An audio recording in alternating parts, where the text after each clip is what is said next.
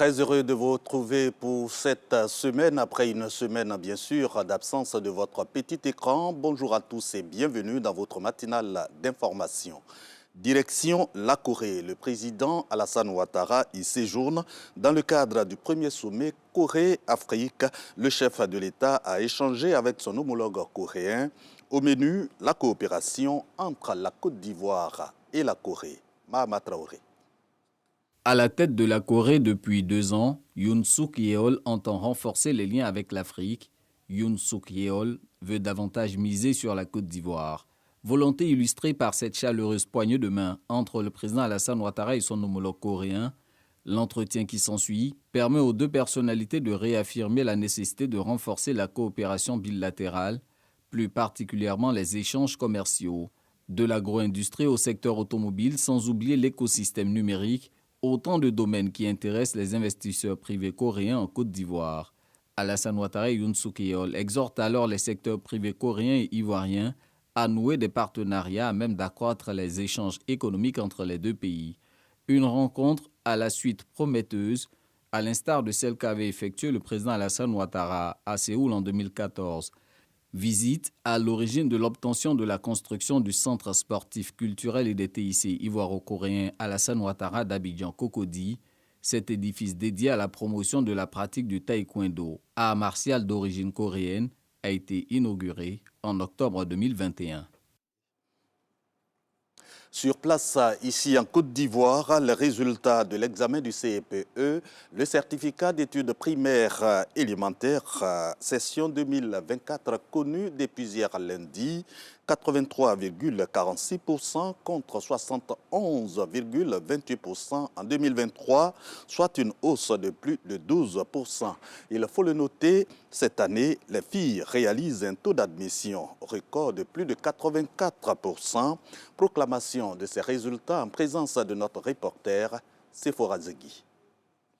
83,46% de taux national d'admission. Ce sont les résultats de l'examen 2024 du certificat d'études primaires élémentaires CEPE.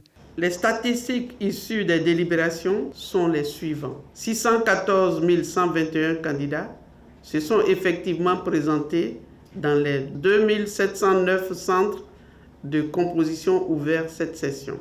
512 562 parmi eux ont été déclarés admis, soit un taux de réussite de 83,46% contre 71,28% en 2023. Un taux en hausse de 12,18 points qui place ainsi les filles en pole position. Ces résultats, analysés sous l'angle du genre, révèlent que sur 305 077 filles présentes, 256 563 sont admises et que sur 309 044 garçons présents, 255 999 le sont également, ce qui donne des pourcentages de 84,10% pour les filles contre 82,84% pour les garçons. Selon la directrice de la DECO, le progrès réalisé cette année est dû au contexte de promotion hardie de l'excellence et de lutte contre la fraude. Ce taux de réussite constitue donc un indicateur rassurant. Il annonce le renouveau d'une école ivoirienne dont le niveau se rehausse sur des fondements pédagogiques et civiques solides. Les résultats sont disponibles ce lundi 3 juin dans les centres de composition et consultables via le site internet www.men-deco.org.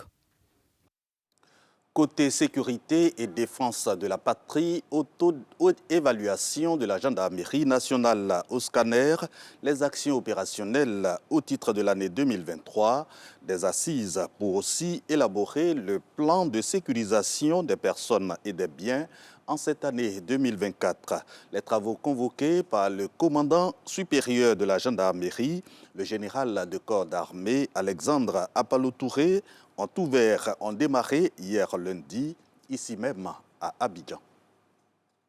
Sous-officiers, officiers supérieurs de la gendarmerie nationale réunis en assises, la première de l'année 2024 pour évaluer les opérations menées en 2023 et définir le plan d'action 2024. Un séminaire piloté par le général de brigade Badra Bassanté. Notre activité consiste en des travaux en commission et en plénière. Elle sera meublée par des conférences et des partages d'expériences sur des thèmes d'intérêt, allant dans le sens du renforcement des capacités professionnelles du personnel de la gendarmerie nationale dans une dynamique de performance de notre présence et de notre action sur le terrain. Pour ouvrir les travaux, un panel d'échange animé par des personnalités civiles et militaires. Au menu, rapport population-gendarmerie, des relations jugées cordiales. Je demande à l'État de couvrir le pays en brigade de gendarmerie. On en manque énormément. Même chez moi, à Niablé, mon effectif n'est pas complet.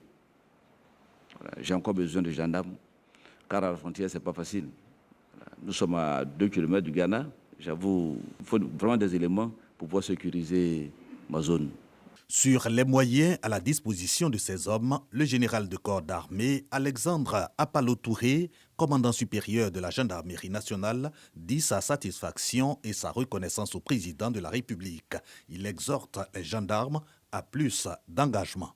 Je vous demande, chers frères, officiers, subalternes, officiers supérieurs, d'être ces exemples-là qui donnent le courage, l'envie à celui qui veut même être gendarme, simplement lui donner envie de se jeter corps et âme dans notre institution. Dans notre recherche de culture du bon résultat, donc, nous sommes ici pour réfléchir sur les différents éléments afin de mieux faire. Et que ces résultats-là, nous soyons capables de travailler pour les mettre en pratique. Elle s'achève le 7 juin 2024. Les assises de la gendarmerie nationale vont déboucher sur des recommandations pour une planification efficace des opérations de sécurisation 2024. Hors de nos frontières au Mexique, assassinat d'une mère un jour après le triomphe de Claudia Sheinbaum à la présidentielle.